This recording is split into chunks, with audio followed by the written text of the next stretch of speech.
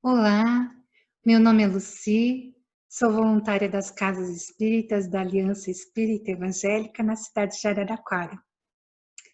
Vamos pedir a Deus, nosso Pai, que as nossas reflexões do Evangelho de Jesus toquem os nossos corações e que nos ajude nas transformações que tanto queremos. Que assim seja.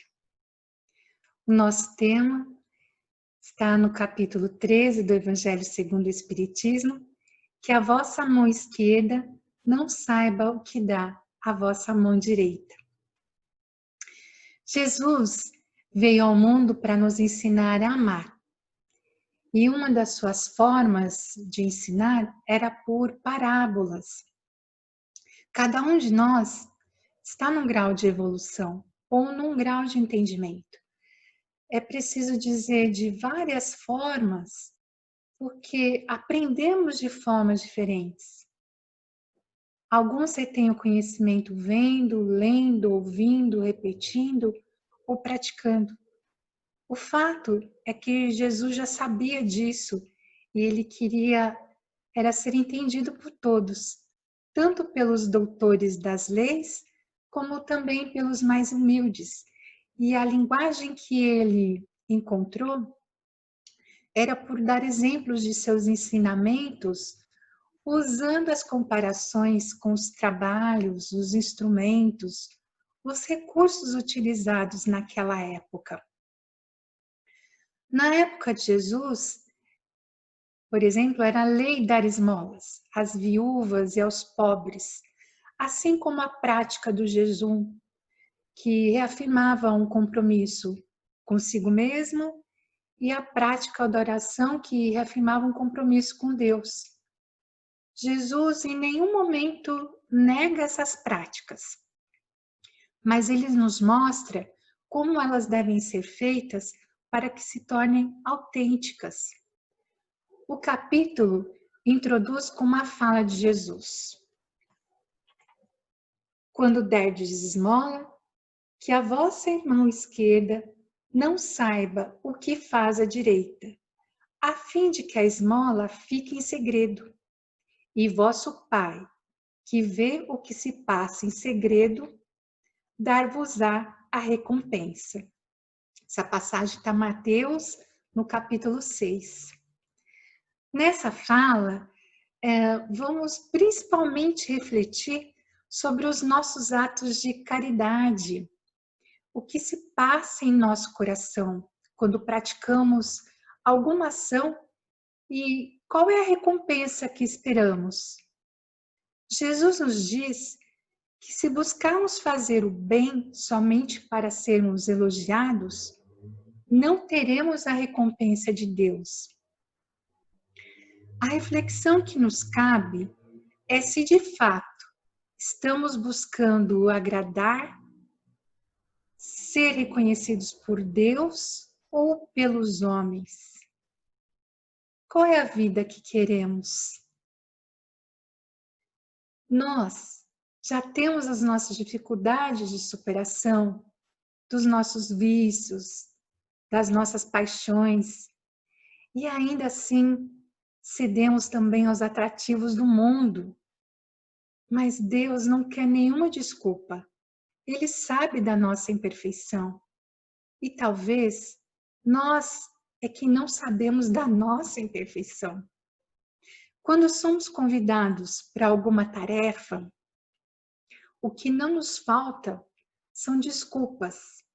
Mas mesmo que seja uma reflexão interna, que nós, então, possamos admitir que ainda não estamos prontos para essa tarefa, porque ainda podemos ser intolerantes, preguiçosos, indisciplinados, enfim, que possamos nos assumir, porque tendo consciência das nossas limitações, em algum momento nós poderemos mudar. Mas se sempre nos postarmos com desculpas, se o agente da nossa negação é sempre o outro, só vamos cumprir alguma tarefa se o outro mudar e não nós. Bom, e quando cumprimos essa tarefa, estaremos prontos para assumi-la sem ostentação, sem vaidade. Todos nós temos a necessidade de fazer o bem, mas a maioria das nossas atitudes se limitam aos impulsos de generosidade, como ao aderirmos, por exemplo, a uma campanha de distribuição de cesta básica, uma campanha de agasalho, ou movidos por eventos, como Dia das Mães, Dia das Crianças, Natal, só por aquele momento, e ainda o trocamos por aplausos e esperamos que o outro seja grato. Postamos em nossas redes sociais e dormimos em paz. Não são válidas essas ações? O que não podemos esquecer é que Deus vê o que se passa em segredo em nossos corações. Será que se nós, ao invés de recebermos aplausos, fomos criticados pela cesta que faltou a goiabada, pela rosa que foi dada que poderia ser vermelha e não amarela, pelo corte de cabelo desalinhado ou do agasalho amassado, nós ainda assim nos manteríamos na fé, no trabalho? Ou nosso pensamento irá nos impulsionar a considerar que não vale a pena ajudar? Nós não vamos mais, por exemplo, nos esforçar? Vamos nos dominar pela ingratidão, pela indiferença, pela falta de reconhecimento? Não podemos fazer algo pelo aplauso, pelo reconhecimento. Nosso sentimento deve expressar a alegria de servir, de ajudar, de auxiliar, de levantar o próximo. Essa é a verdadeira caridade. Jesus nos ensina a fazer o bem sem interesse, independente do retorno. É preciso entender o outro e as suas necessidades. Às vezes, na ânsia de querer ajudar, nós atropelamos o outro, a vontade do outro. Nós o anulamos. Muitas vezes o outro já se encontra ferido no orgulho, na autoestima, se sente humilhado por não ter nem o mínimo para o seu próprio sustento. E aí então cabe a nós ajudar a cicatrizar essas feridas. Não só a nós, como a do outro, se temos essa possibilidade. Se nos calamos diante das ofensas, já estamos em meio caminho do nosso aprendizado. Aqui vale também lembrar uma história do Chico Xavier, que é um grande divulgador, escritor da doutrina espírita. Muitos anos, o Chico possuía um cachorro que precisava de cuidados especiais. O cachorrinho dava um trabalho enorme. De madrugada, quando ele regressava lá do centro, o Chico ainda tinha que limpar todo o quarto e tinha um custo extra para o conforto do animalzinho. Certo dia, quando ele chegou, o cachorro estava morrendo. Parecia até que o cachorro estava esperando só ele chegar. O cachorrinho olhou o Chico demoradamente, de uma maneira muito terna. Fez um gesto com a cauda e morreu. Foi enterrado no fundo do quintal, mas o Chico chorou, derramou muitas lágrimas. E ele ainda sentia muito pela falta desse irmãozinho, né?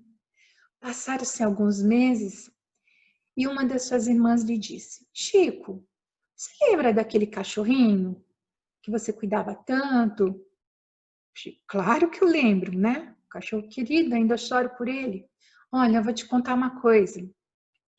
Ele não morreu naturalmente, não. Nossa vizinha tinha pena de você, que chegava de madrugada e tinha tanto trabalho, e aí ela, querendo aliviar o seu trabalho, deu a ele um veneno. O Chico não sentiu raiva da pessoa. Naquele coração não havia lugar para isso. Mas uma tristeza invadiu a alma e uma sombra começou a envolver-lhe o coração.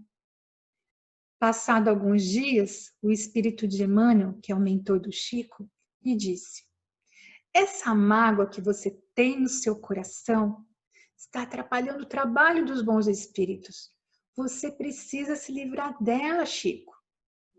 Não consigo esquecer, né? Mas é preciso. Como que eu vou fazer? Você precisa dar uma grande alegria a ela. Eu? Dar uma alegria a ela? O fim fui eu. A receita não é minha, é do nosso Senhor Jesus Cristo, Chico. Fazei o bem ao que vos aborrecem. Leia o Evangelho, Chico. Obediente e muito resignado, o Chico procurou descobrir o que a pessoa gostaria de ter e ainda não tinha. Ele descobriu, era uma máquina de costura. O Chico comprou, então, uma máquina de costura para pagar em longas prestações. Quando foi visitá-la, a pessoa estava tão feliz, e quando viu o Chico chegando, correu para ele e deu um abraço com tanto amor que uma luz se desprendeu dela e envolveu o Chico da cabeça aos pés.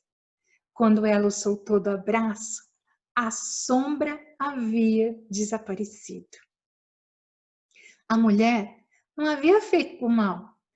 Quantas vezes achamos que estamos fazendo o melhor para outra pessoa, mas sem nunca ter investigado as suas intenções?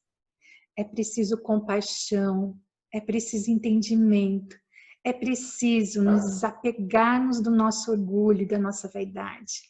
É preciso enxergar o outro em sua totalidade, para que nós não acabemos por impor as nossas vontades, a nossa realidade, em detrimento às vontades do outro, do nosso irmão necessitado.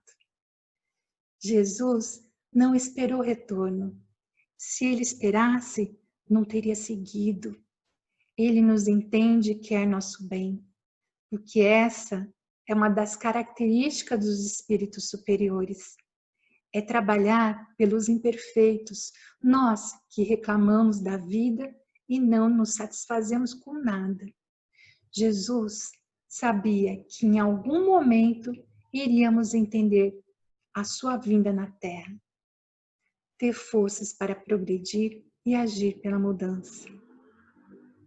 Ainda nesse capítulo, temos uma outra passagem de Mateus que diz: descendo Jesus da montanha, acompanhava-no uma grande multidão.